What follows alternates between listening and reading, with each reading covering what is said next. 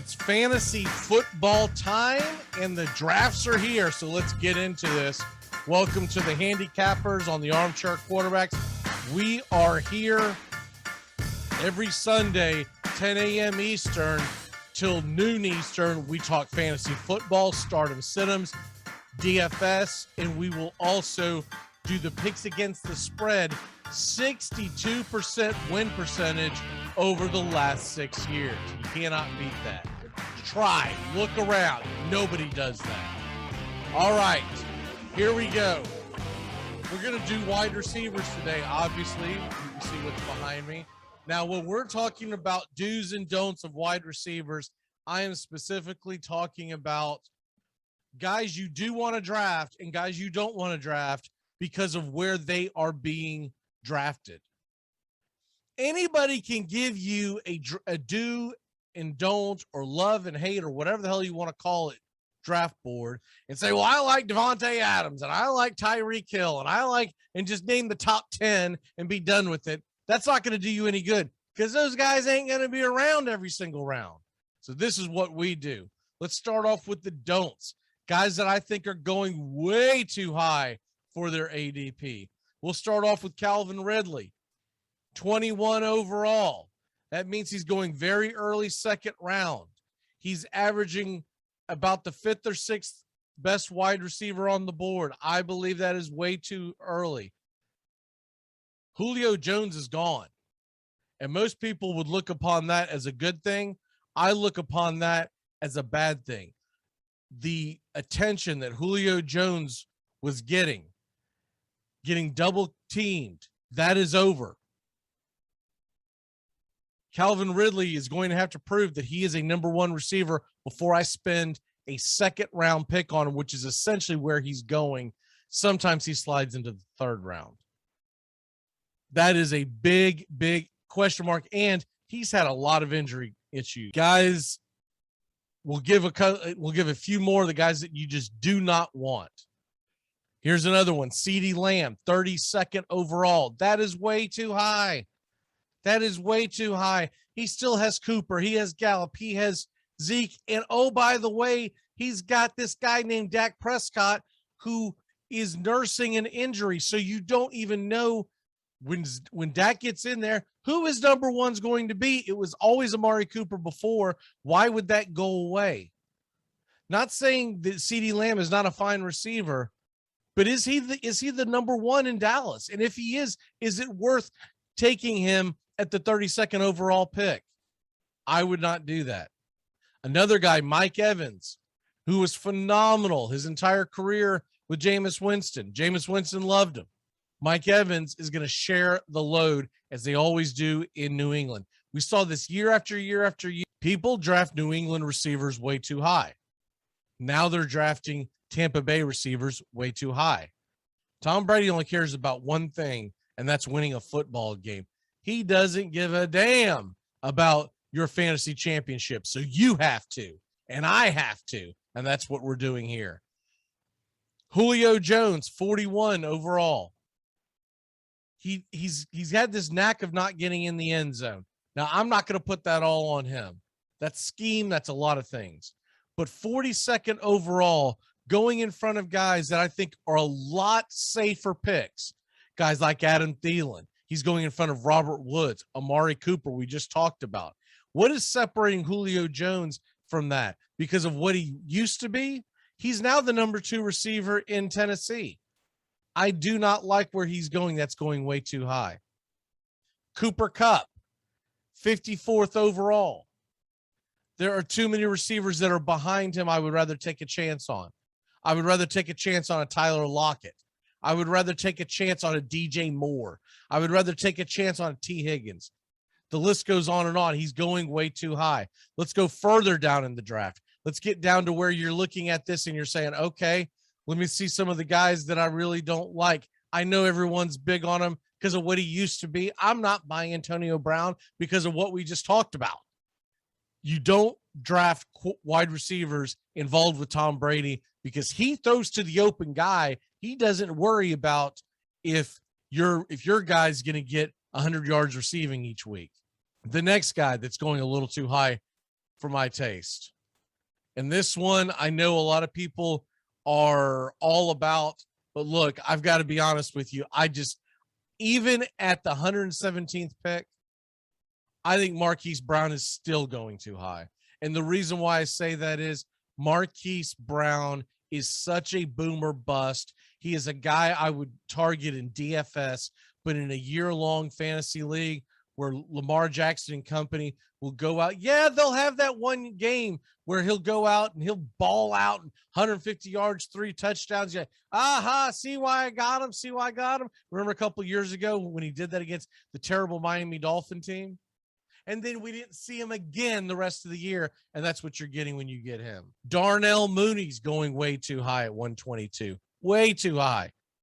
If Andy Dalton's my starting quarterback in Chicago in week 1, and they're going to be hard-headed enough to, I guess he'll be there for a handful of weeks, I don't want anything to do with Darnell Mooney. Way too high. I don't want the number 2 receiver in Andy Dalton's offense. Another guy that I think is going a tad too high, and you're seeing him rise on the boards, is, look, Juju Smith-Schuster is a very good receiver, but he's turning more into their possession receiver. And as a third choice possibly in that offense, he is going extremely high. DJ Chark is going in front of him. They're right all in the same area with Antonio Brown.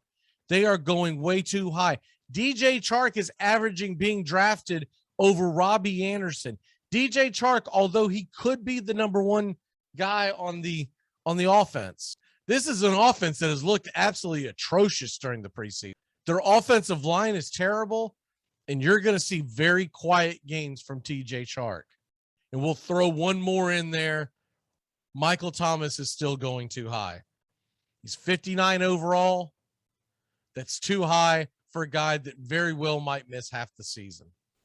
Until I can get it in stone that Michael Thomas is going to be back, I don't want him in the 6th round. Are you kidding me? I've been in drafts where Michael Thomas is going in the 14th, 15th round. That's where you draft him. You draft him as all right, we'll see what happens. Not in the 6th round. You'll be regretting it. I know mentally you're like, well, I can put him on the PUP list on my IR slot, whether I'm in Yahoo or ESPN or whatever. But you're giving up someone for that. And that guy's not going to be back around. What's the old saying? Availability is the number 1 ability. And that is very, very true in fantasy football. Okay, let's get into the guys that we do want to draft, the guys that are going very low, and you might as well take a flyer on them deeper in your drafts. What about Randall Cobb, 162 ADP? We're talking about the 16th, 17th round. He's out there as a free agent after many drafts. Randall Cobb got brought back by Mr. Rogers for a reason. He likes having Cobb on his team, and he will look for him in the red zone. He could be a very sneaky flex. Another guy that's going pretty low, Jacoby Myers. Jacoby Myers, you got to keep an eye on him as far as his health and whatnot, but Jacoby Myers is a guy that is going down at 155. Another guy that you might want to take a flyer on, Emmanuel Sanders, all the way down at the 157 ADP. 157 ADP. Emmanuel Sanders is going to be not only a guy that has always been a great possession receiver, et cetera, et cetera. Jacoby Myers is also a guy that's going to Buffalo. And I think that's has snuck under a lot of people's radar. That's all they do is chuck the ball around there. Another guy that I like down on the low list, a team that's going to be bad, that's going to be throwing the ball a lot, playing catch up, Elijah Moore. Keep an eye on him with his speed. Moving on from guys that are that low, and let's get a little bit higher. Let's go a little higher up the draft board. One of the guys that I do like is Marvin Jones Jr. from Jacksonville. I'm going to like him a little more if I see better things out of that offensive line. So I'm a little skeptical, but as a late round flyer, he's not a bad idea. Michael Gallup's not a bad idea as a late round flyer. Michael Gallup was the second best receiver in Dallas before the injury. Now, CeeDee Lamb changes a lot of that, but he still might be worth having. Definitely a handcuff that you want. Brandon Cooks. Let's talk about Brandon Cooks. He's the #1 receiver on a terrible football team. And now there's rumors coming out that Deshaun Watson may not even get suspended, which we know how ridiculous that is, considering the track record of all the other suspensions in the National Football League for very similar things. But the point is, if Deshaun Watson is playing, Brandon Cooks is going to be his guy. Will Fuller's no longer with the team. Michael Pittman is someone I would keep an eye on. His ADP is 100, so he's going in the 10th round. And go a little farther up the board, I actually like DJ Moore this year. I know I've always been on record for hating him because DJ Moore was always in the late 20s, early 30s, early 20s in some years. He never lived up to it. 67 overall. That's a great ADP for him. Same thing with Tyler Lockett. Same exact story. He's finally where he belongs. 57 overall. A guy that you could get later in the draft. And as we go a little farther up the draft board, a guy that I think is going a little lower than he should is Terry McLaurin. And the reason why I say that is he is being drafted after guys like A.J. Brown are being drafted.